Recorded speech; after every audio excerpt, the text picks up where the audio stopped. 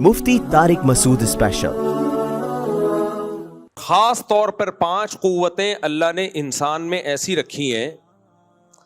5 कुव्वतें, ऐसे तो बहुत सारी ताकतें इंसान की बॉडी में, लेकिन 5 ऐसी ताकतें हैं जो हर वक्त हम उनसे काम ले रहे होते हैं। उन 5 कुव्वतों को अल्लाह ने हमें दिया है हमारे फायदे के लिए, लेकिन उसको अगर हम इत्तदाल से इस्तेमाल नहीं करते तो वो हमें उल्टा नुकसान पहुंचाना शुरू कर देती है। एक मिसाल देता हूं, भूख की एक ताकत है। भूख ये भी एक ताकत है, तभी ताकतवरों को भूख ज्यादा लगती है, कमजोरों को भूख कम लगती है। भूख की ताकत अगर खत्म हो जाए, भूख की लगना खत्म हो जाए, भूख की ताकत है जिसकी वजह से हम खाते हैं, खाने की तरफ लपकते हैं, दिल चाह रहा होता है बस फोड़ फाड़ दें। तो अगर हम इस ताकत का इस्तेमाल ही छोड़ दें, हम कहें भूख लग रही है, लगने ही दो, नहीं खाओ बस, तो इससे सेहत खराब होगी कि नहीं होगी? भाई अल्लाह ने भूख दी इसलिए ताकि इस बहाने खा लिया करो। बाज लोग इतने बिजी होते हैं, टाइम नहीं है, टाइम नहीं है, तो अल्लाह उन पे भूख मुसल्लत कर देता है। वो जो काम कर रहे होते हैं ना, जिसमें वो बिजी होते हैं, मसरूफ होते हैं, तो उस काम में भी उनका फिर दिल नहीं लग रहा होता। दुनिया में कुछ ऐसे मसरूफ लोग हैं कि अगर भूख फितरत उनको ना लगाती तो वो कभी भी जिंदगी में खाना ही नहीं खाते। वो कहते हैं टाइम वेस्ट होता है, हम अपने मिशन को नहीं आगे पीछे कर सकते। तो अल्लाह उनको भूख लगा देते हैं। अल्लाह को मालूम है इनकी सेहत खराब हो जाएगी, तो भूख मुसल्लत हो जाती है उनके ऊपर, उनका उस काम में भी दिल नहीं लग रहा होता। तो फितरत उनको कहती है कि अगर तुमने अभी भूख की ख्वाहिश को नहीं मिटाया तो जिस काम के लिए तुम टाइम बचा रहे हो ना, वो काम भी नहीं होगा तुमसे। तुम ना चाहते हुए भी वो खाने की तरफ लपकते हैं ऐसे 1% भी नहीं होंगे, क्योंकि 99.9% तो हुए कि नहीं भी लग रही हो तो लपक रहे होते हैं, खाने की तरफ लपक रहे होते हैं। तो अगर आप भूख की ताकत को इस्तेमाल ही ना करें, भूख की ख्वाहिश को इस्तेमाल ही ना करें, यह भी गलत है। और अगर आप हर वक्त भूख ही मिटाने की फिक्र में लगे रहें, भूख आपकी खत्म हो गई फिर भी खाए चले जा रहे हैं, तो यह भी क्या है? गलत है। तो अल्लाह ने उसमें एक एतदाल दिया है। भाई कितना खाना है, खाना भी है, ये नहीं कि अवॉइड ही करते रहना है, और कितना खाना है, किससे कितना बचना है, इसका एक उसूल और ज़ाब्ता मेडिकल साइंस ने भी बता दिया और इस्लाम ने भी बता दिया। तो हमारी जो 5 कुव्वतें हैं ना, वो कुव्वतें हैं कि जिनमें बैलेंस का होना बहुत ज़रूरी है। उसमें अगर एतदाल ना हो तो इंसान फिर इंसान का बच्चा नहीं रहता, या तो दूसरे का नुकसान करता है या अपना नुकसान करता है। एक कहलाती है कुव्वत अक़लिया। अकल ये एक ताकत है, ये भी एक अल्लाह ने हमारे अंदर एक सलाहियत दी है। ताकत का मतलब एक सलाहियत, एक फन, एक कमाल अल्लाह ने इंसान को दिया है, जो जानवरों के पास ये अकल बोलो नहीं है। ये किसके पास है? इंसान के पास है। इस अकल का एतदाल से इस्तेमाल, वो भी मैं इसकी तफसील बताता हूं। दूसरी चीज अल्लाह ने इंसान में रखी है कुव्वत गज़बिया, गुस्सा। अगर किसी में गुस्सा बिल्कुल ही खत्म हो जाए, लोग खा जाएंगे उसको। थोड़ा सा इंसान डर रहा होता है कि यार अगले को गुस्सा भी, कमजोर से भी डरता है थोड़ा सा कि भाई ये भी एक वक्त तक बर्दाश्त करेगा, गुस्सा आ गया तो फिर इसका मीटर घूम जाएगा। एक साहब को मैंने कहा वो तो बड़ा कमजोर है, आप उससे लड़ते क्यों नहीं? उन्होंने कहा भाई वो बेइज्जती बहुत कर देता है, गुस्से में जब आता है ना, तो मैं अपनी बेइज्जती सबके सामने कराना नहीं चाहता। तो डरते हैं लोग भाई गुस्से में, तो वो कुछ भी कर देगा। ये कुव्वत गज़बिया है जो अल्लाह ने इंसान में रखी है। एक है मोहब्बत, ये भी एक कुव्वत है, बहुत सारे काम आपसे करा लेती है मोहब्बत। बाज़ दफ़ा इंसान को मोहब्बत होती है, महबूब को खुश करने के लिए बहुत सारे काम कर देता है। मोहब्बत ना हो तो सवाल ही पैदा नहीं होता, कुछ भी नहीं करेगा। आपको कहा कि भाई इजी लोड करवा दो, गफ्फार ने बोला करवाओगे आप, जमशेद ने बोला करवाओगे, महमूद ने बोला करवाओगे, महमूदा बोलेगी तो फौरन 500 का बैलेंस बोला था 1000 का बैलेंस डालोगे आप। क्या ख्याल है भाई? तो मोहब्बत बहुत से काम करा देती है इंसान को। औलाद की मोहब्बत, बीवी की मोहब्बत, माँ बाप की मोहब्बत। हम बहुत सारे हुकूक जो अदा कर रहे होते हैं, ये सिर्फ कानून की वजह से नहीं, या सिर्फ शरीयत के कहने में नहीं, बल्कि इसमें अपने दिल की मोहब्बत का भी बहुत दखल होता है।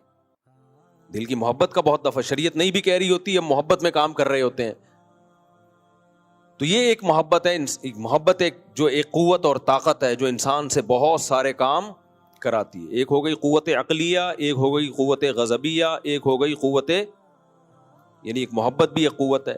ایک قوت شہوانیہ، شہوت جسے کہتے ہیں، جو مرد میں عورت کی طرف اور عورت میں مرد کی طرف. یہ قوت اگر نہ ہوتی تو آج دنیا میں پبلک بولو نہ ہوتی، ماں باپ کو اولاد نہ ملتی جو ان کی خدمت کرتی، نسل نہ بڑھتی، کمانے والے بیٹے نہ ملتے، پوتے نواسے نہ ملتے. تو صرف فضائل سن کے تھوڑی کوئی شادی کرتا. آپ لوگوں کو بتاتے، کسی خواہش ہے نہیں اس میں شادی کی، آپ سمجھاتے نکاح کرو اس سے نسل بڑھے گی، کہ تو بڑھا لے میں ابھی مصروف ہوں. یہی کہتا نا، کیا خیال ہے بھائی؟ شہوت اگر مرد اور عورت میں نہ ہوتی، عورت کی مرد کی طرف رغبت اور مرد کی عورت کی طرف، تو پھر میں بیان کر رہا ہوتا کہ دیکھو نکاح کرو ورنہ انسانوں کی نسلیں برباد ہو جائیں گی، نسل ختم ہو رہی ہے. یہ جو دنیا میں آبادی ہے تقریباً 6 ارب، یہ مر گئی تو ختم. یہاں بندروں کا راج ہوگا، پھر دوبارہ سے ڈارون بندروں کو انسان بنائے گا، کروڑوں خربوں سال لگیں گے اس میں. کیا خیال ہے؟ یہی ہوگا نا. ڈارون تو اب گیا، اب بندر ہی آ کے بتائے گا کہ ہم انسان بنیں گے خربوں سال کے بعد. تو نسل بڑھ جائے گی، لوگ کہیں گے بڑھنے دو. کیا خیال ہے؟ لوگ کہیں گے کیوں ہم خرچے پالیں اپنے ذمے، ایک عورت کا پھر بچوں کا، بس صحیح ہے انجوائے کر رہے ہیں لائف کو. لیکن ابھی آپ کے اندر شہوانی جذبات ہیں. جیسے ہی میں شادی کی بات کرتا ہوں آپ جنت جہنم پہ اتنا نہیں بھڑکتے، شادی کی بات سنتے ہی آپ کے دل کی دھڑکنیں تیز ہو جاتی، ایک دم پورے ہلنا شروع ہو جاتے ہو اور بولتے ہو بس یہی ٹاپک چلاؤ، اب کوئی دوسرا ٹاپک ہی نہیں ہوگا. تو یہ کیا ہے؟ یہ قوت شہوانیہ ہے جو مرد اور عورت میں اللہ نے مسلط کی ہے. جیسے بھوک مسلط کی ہے، بھوک ختم ہو جائے، ہوٹلوں کا بزنس بولو ختم. چاہے تیری میری بریانی کا ہو، وہ جب ربن کاٹ کے آئے، یا کسی میری تیری بریانی کا ہو، آڑی ترچھی بریانی ہو، ٹیڑھی میڑھی بریانی ہو، سیدھی سادھی بریانی ہو، کوئی بھی ہو، کچھ بھی نہیں چلے گا بزنس. بھوک مجبور کرتی ہے ہم پیسہ خرچ کریں، روٹی خریدیں، گوشت خریدیں، بریانی خریدیں، برگر خریدیں. تو یہ سب بھوک اور پیاس ہمیں مجبور کرتی ہے. تو یہ جو چوتھی چیز ہے یہ ہے قوت شہوانیہ. یہ بھی انسان کے اندر اللہ نے قوت رکھی ہے. پانچویں چیز ہے قوت، یعنی محبت کے اپوزٹ میں بیان کرنا چاہیے، بغض اور نفرت. محبت کے اپوزٹ کیا ہے؟ بغض اور نفرت. یہ نفرت بھی بہت سارے کام کراتی ہے انسان سے، کچھ پازیٹیو اور کبھی نیگیٹو. پازیٹیو بھی بہت کراتی ہے نفرت. مظلوموں پر ظلم ہوتا ہوا جب انسان دیکھتا ہے تو نفرت کس سے پیدا ہوتی ہے؟ ظالم سے. یہ نفرت نہ ہوتی تو اس کے خلاف خالی فتوے سن کے اور شریعت کی موٹیویشن سے کام نہیں ہوتا. نفرت کے ایک جذبات پیدا ہوتے ہیں. تبھی تو لوگ ہم سے کہتے ہیں غزہ میں جو ظلم ہو رہا ہے مفتی صاحب فتوا دو. اب دیکھو فتوا نکلوا رہے ہیں خود سے. کیا خیال ہے؟ صحیح ہے، اچھا جذبہ ہے یہ لوگوں میں. بھائی آپ کیوں نہیں دے رہے؟ دے چکے ہیں بہت سے لوگ فتوا، بڑے بڑے علماء، ہم بھی اور سب لوگ دے چکے ہیں. لیکن پھر بھی لوگ کہتے ہیں بار بار دو، بار بار دو. کسی اور ٹاپک پہ تو نہیں کہتے مفتی صاحب بار بار فتوا دو کہ سود حرام ہے. کیوں نہیں دے رہے فتوا؟ بار بار دو فتوا. مفتی صاحب بار بار فتوا دو کہ اکٹھی 3 طلاقیں ناجائز ہیں. بار بار نہ نہ نہ نہ. بھائی ایک قوم پہ ہم ظلم ہوتا ہوا دیکھ رہے ہیں، جذبات بھڑکتے ہیں تو ایک دم ظالم کے خلاف نفرت کے جذبات پیدا ہوتے ہیں. وہ جذبات ابھارتے ہیں انسان کو. بھائی اس پہ کام ہونا چاہیے. ظالم کو پکڑو، جا کے مارو اس کو، روکو اس کو، بائیکاٹ کرو اس کا. تو یہ کام کون کرا رہا ہے؟ نفرت، بغض. سمجھتے ہو کہ نہیں سمجھتے؟ اور حقیقت ہے شریعت میں جیسے محبت کے فضائل ہیں نا، نفرت کے بھی بڑے فضائل ہیں اگر وہ صحیح جگہ پر ہو. اگر صحیح جگہ پر ہو تو شریعت میں جیسے محبت کے فضائل ہیں ایسے ہی بولو نفرت کے بھی ہیں. اسلام ہمیشہ محبت کا درس نہیں دیتا، بہت جگہوں پر نفرت اور بغض کا درس دیتا ہے. تبھی حدیث میں آتا ہے کہ الحب فی اللہ والبغض فی اللہ. جو اللہ کی نظر میں سب سے کامیاب ترین لوگ ہیں نا، جن کو اللہ اپنے عرش کے سائے میں جگہ دے گا، ان میں وہ لوگ بھی ہیں جو محبت بھی اللہ کے لیے کریں اور بغض بھی اللہ کے لیے کریں. قرآن کیا کہتا ہے؟ رحماء اشداء علی الکفار رحماء بینہم. صحابہ کی صفت بیان کی. یہ کافروں پہ جو جنگ لڑنے والے کافر ہیں وہ مراد ہیں، جو میدان جنگ میں لڑتے ہیں مسلمانوں سے. ان پہ بہت سخت ہیں, یہ نرم نہیں ہے, ان پہ ترس نہیں آتا ان کو. اور رحماء بینہم, آپس میں کیا ہے, رحم دل. ظالم پہ ترس آنا یہ بے موقع ہے. تبھی جو ڈاکوؤں کو پکڑ کے کوٹ رہے ہوتے ہیں اور جو ان کو بچا رہے ہوتے ہیں نا, میرا دل چاہتا ہے بچانے والے کو بھی اسی کے ساتھ لٹا کے کوٹو. یہ بے موقع ترس آ رہا ہے آپ کو. ڈاکو پہ اگر ترس آ رہا ہے تو آپ, اس کا مطلب آپ کے سافٹ ویئر اپڈیٹ کرنے کی ضرورت. یہ ڈاکو پہ جب اس ڈاکو کو چاہیے آپ کو بھی لوٹے, آپ کے بھی کسی بچے کو قتل کرے, شہید کرے, پھر ہم دیکھیں گے کتنا ترس آتا ہے آپ کو اس ڈاکو پہ. میں نیو کراچی میں امام تھا, ایک صاحب آئے, مجھے بچہ, نوجوان بچہ تو نہیں تھا, نوجوان آدمی ٹائپ کا ہی پورا, کہنے لگا مفتی صاحب یہ نیو کراچی میں جب ڈاکوؤں کو پکڑ کے لوگ مارتے ہیں, مفتی صاحب یہ بہت زیادہ مارتے ہیں, مفتی صاحب پلیز آپ بیان کریں, ایسے نہ مارو. کہہ رہے ہیں اس بیچارے کا حال کیا کر دیتے ہیں یہ مار مار کے. نیو کراچی میں اگر کوئی ڈاکو پکڑا جائے نا تو بہت ہی اس کا حشر نشر کرتے ہیں وہ. تو میں نے ان سے کہا, میں نے کہا ٹھیک ہے میں بیان کروں گا, ڈاکوؤں کو پھولوں سے مارا کریں, پیار سے مارا کریں, یوں یوں کر کے ایک یوں چماٹ مارا کریں ڈاکوؤں کو. آ کے خدا کے بندے, ڈاکوؤں نے کتنے, جب جوان بیٹوں کی لاشیں گھر میں آتی ہیں جن کو ڈاکوؤں نے مارا ہوتا ہے, ماں باپ پہ کیا قیامت گزرتی ہے. جوان بیویوں کے جوان شوہر, جب جوان عورتیں بیوہ ہوتی ہیں, ہوا نا سویڈن سے میاں بیوی کا جوڑا آیا ادھر عید کے موقع پہ, اور ڈاکوؤں نے مار دیا اس بیوی کے سامنے اس کے جوان شوہر کو, اور ایک چھوٹا بچہ, وہ بچہ بھی اپنے باپ کی لاش کو تڑپتا ہوا دیکھ رہا ہے. کیا گزری کہ ساری زندگی کے لیے وہ مینٹلی وہ متاثر ہو گیا. اب سامنے اپنے بچہ باپ کو تڑپتے ہوئے دیکھ رہا ہے اور بیوی اپنے شوہر کو تڑپتے ہوئے دیکھ رہی ہے. اور اس ڈاکو پہ ہمیں سمجھایا جا رہا ہے کہ کیا کھاؤ. تو ڈاکو کے بارے میں فتویٰ نہیں دے رہا, لیکن لوگوں کا جو طریقہ ہے وہ یہی ہے کہ جیسے تیسے ہو اس کو مارو جان سے. لوگ یہ کرتے ہیں, میں نہیں کہہ رہا کہ ایسا کرنا چاہیے کہ نہیں کرنا چاہیے, لیکن پبلک ایسا کرتی ہے. وجہ اس کی ہے کہ پبلک کے پاس اس کے علاوہ کوئی آپشن بولو ہے نہیں. پبلک کہتی ہے اور کیا کریں, پھر کیا کریں, پولیس کے حوالے کرنا چاہیے. تو پولیس کیا کرے گی, پولیس خود مجبور ہے, پولیس اس کو کورٹ میں لے کے جائے گی. کورٹ میں کوئی گواہی دینے کے لیے جاتا ہی نہیں ہے, کیونکہ جو گواہی دینے جائے گا اس کو پتا ہے اگلا نمبر اس کا ہے. تو پولیس بھی مجبور ہے, وہ کورٹ میں لے جائے گی. ویسے تو پولیس بھی کافی گنا دھو دیتی ہے اس کے لے جا کے نا, کافی چترول لگا کے وہ اپنے ہاتھ مضبوط کرتے ہیں اس کے اوپر. ایکسرسائز جس پولیس والے نے بھی کرنی ہوتی ہے نا, ہاتھوں کی چماٹوں کی, وہ شادی کے لیے تیاری کر رہے ہوتے ہیں کہ جب ہم پٹیں گے تو پھر ہم. وہ ایک آئے تھا نا, میم آئی تھی کہ ایک آدمی سینڈل خرید رہا ہے بیوی کے لیے, پہلے اپنے یوں ایسے ایسے مار کے دیکھتا ہے. تو دکان والے نے پوچھا کہ یہ کیا چیک کر رہا ہے, کہہ رہا ہے چیک کر رہا ہوں, بعد میں مجھے ہی پڑے گی نا, تو برداشت کر لوں گا کہ نہیں کر لوں گا برداشت. خیر, تو یہ ہے قوت غضبیہ یا نفرت یا بغض. اور بھی قوتیں ہیں, لیکن انسان کی زندگی میں سب سے زیادہ کردار ان قوتوں کا ہے.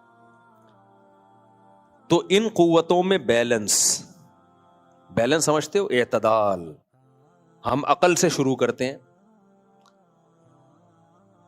عقل کا ایک ہے بالکل ہی استعمال نہ کرنا. تبھی قرآن بار بار کہتا ہے افلا تعقلون, تم عقل سے کام کیوں نہیں لیتے. اب مشرک لوگ, غیر مسلم لوگ عقل سے بالکل کام لیتے ہی نہیں ہیں. ڈاروین نے ان کو بول دیا ہم بندر سے بنے ہیں. اب بھائی بندر کس سے بنا ہے, بندر پتہ نہیں کس سے بنا ہے, وہ کس سے بنا ہے, وہ ایک سیل سے بنا. ابے یہ آنکھ خود بخود کیسے بن گئی بھائی, یہ کیسے ہو گئی, پاگلوں والی باتیں کر رہے ہو. مالکم کیف تحکمون, تمہیں کیا ہو گیا, کھوپڑی استعمال نہیں کرتے. قرآن ان لوگوں سے کہتا ہے آنکھ ایک بہترین ڈیجیٹل کیمرہ ہے, ایوالو ہو کے یہ. اچھا میں بار بار ایک بات کہتا ہوں, ایتھیس اور ملحد لوگ نا آپ کو اس زندگی کی شروع میں تو پھنسا دیتے ہیں, لے جاتے ہیں, لیکن جو اصل سوال ہے اس کو پی جاتے ہیں ہمیشہ. جیسے اہل حدیث لوگ جب 3 طلاق کی بات آئے گی نا, وہ گھماتے ہیں آپ کو, گھماتے ہیں. جو اصل ہمارا کوشچن ہے اس کو پی جاتے ہیں کہ حضرت عمر نے حلال کو حرام کیسے کر دیا. یعنی 3 طلاق کو ایک قرار دے کر جس کے لیے حلال بیوی تھی اس پہ حرام کر دی, جس کے لیے حرام تھی اس کے لیے حلال کر دی. یہ سیاست تھوڑی ہے, تو دین میں تحریف ہے. آپ یہ بولو کہ حضرت عمر نے دین میں تحریف کی اور سارے صحابہ نے ٹھنڈے پیٹوں اس تحریف کو برداشت کر لیا, تو یہ بولو نا, منہ سے پھوٹو نا. آپ کو شرم کیوں آ رہی ہے یہ بولتے ہوئے؟ بولو تاکہ ہمیں پتہ چلے آپ کا دعویٰ کیا ہے. لیکن اہل حدیث بہت گھمائے گا بات کو طلاق کے مسئلے میں, اس بات کا جواب قیامت تک نہیں دیں گے, بلکہ وہ گھمائیں گے تمہارے فلاں دیوبندی نے بھی 3 کو 1 کہا, فلاں نے. اب سارے دیوبندی بھی بول دیں ہماری صحت پہ اس سے فرق نہیں پڑھتا, ہم نے کلمہ اللہ کے رسول کا پڑھا ہے صلی اللہ علیہ وسلم, اور صحابہ نے سب سے پہلے دین کو سمجھا ہے. تو آپ ہمیں کیا سمجھتے ہو, ہم دیوبندی کا ہمارے ساتھ اگر دم لگی ہوئی ہے تو کیا ہم قرآن و سنت چھوڑ دیں گے؟ تو آپ 100 دیوبندیوں کے حوالے بھی دے دو, ہم نہیں مانیں گے. آپ میرے شیخ کے حوالے لے آؤ, مفتی عبدالرحیم صاحب ہیں, مفتی رشید احمد صاحب ہیں, پھر بھی نہیں مانیں گے, کیونکہ ہم نے اس پہ ریسرچ کی ہے. بھائی ریسرچ ایک چیز پہ ہوتی ہے تو کون مانتا ہے؟ تو گھماتے ہیں باتوں کو, گھماتے ہیں. ایسے ہی ملحد وہ بھی گھماتے ہیں باتوں کو, بدعتی وہ بھی کیا کرتا ہے, بات کو گھماتا ہے. آج ایک صاحب آئے, وہ کہنے لگے کہ میں نہیں مانتا صحابہ کو, اس طرح کی کوئی بات کر رہے تھے. تو میں نے کہا کہ آپ کے صحابہ کے نام ماننے سے پتہ ہے ہوگا کیا؟ آپ بولو میں قرآن کو نہیں مانتا, سیدھا سیدھا. یہ تکلف کرنے کی ضرورت نہیں ہے کہ میں مسلمان ہوں اور میں صحابہ کو نہیں مانتا. کہہ رہے ہیں کیوں بھائی؟ میں نے کہا بھائی یہ قرآن ہمیں پہنچا کہاں سے ہے؟ صحابہ سے پہنچا ہے. اور کس نے پہنچایا ہے؟ یہ ایک جم غفیر ہے.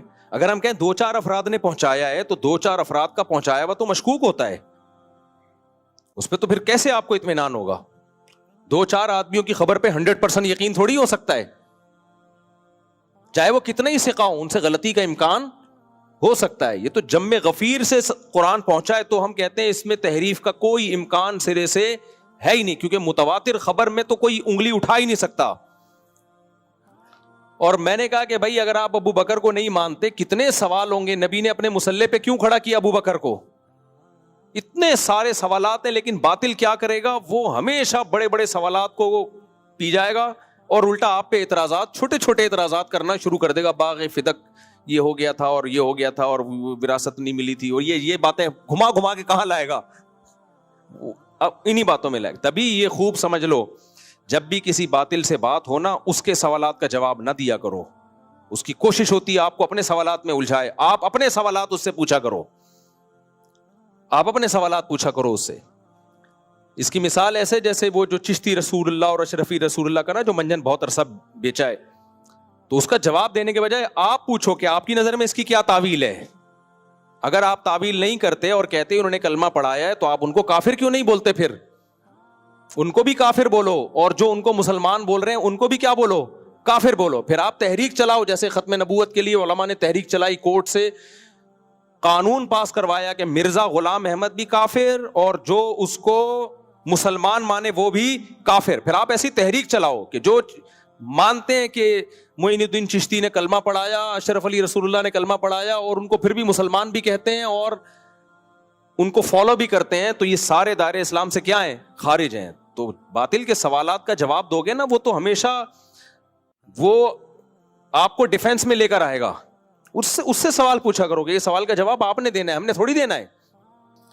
ہمارے حضرت کے پاس ایک شخص کا فون آیا, بیمار تھا. حضرت نے اس کو کہا کہ تیمم سے نماز پڑھیں.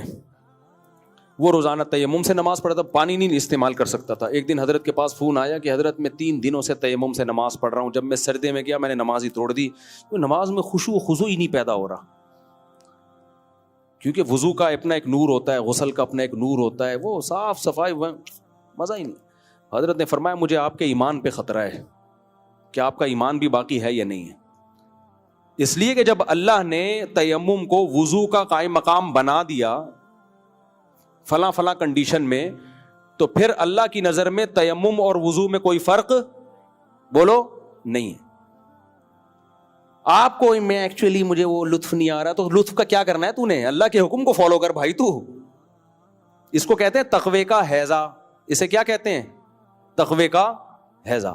اللہ کے حکم کو فالو نہیں کرنا. ایک اور میں مثال دے دوں آپ کو, یہ سب وہ ہے کہ اللہ کے مقابلے میں عقل استعمال. ایک امام صاحب نے مجھے کہا کہ میں نے نماز پڑھائی, نماز کے بعد مجھے یاد آیا میرا وضو ہی نہیں تھا. ہو سکتا ہے انسان ہے یار, وہ بھی امام بھی. کہہ رہے میں نے, اور اس وقت نہیں یاد آیا, یاد بھی بعد میں آیا ٹھیک ہے نا, اگلے دن آیا یا کیا تھا, کپڑے ناپاک تھے اتفاق سے, کیا تھا.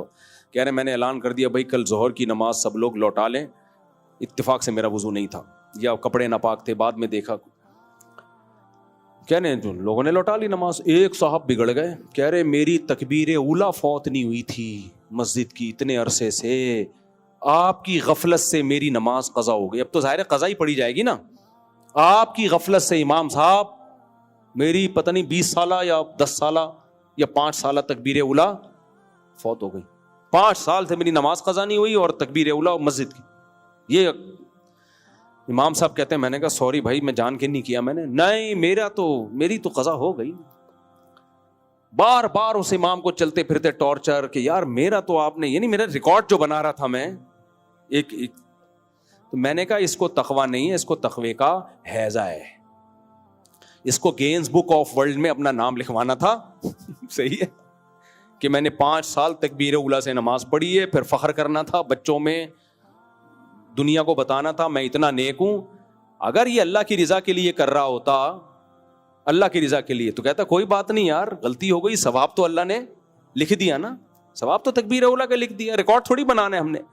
یہ وہ لوگ ہیں جو عقل استعمال کر رہے ہیں شریعت کے خلاف. اب شریعت کہہ رہی ہے کوئی نقصان نہیں ہے آپ کا, ہو گئی نماز, ثواب مل گیا آپ کا. عقل کیا کہہ رہی ہے کیسے ہو گئی بھائی, پڑھی نہیں تو ہو کہاں سے گئی. تو یہ عقل کا استعمال شریعت سے آگے جا رہا ہے کہ نہیں جا رہا؟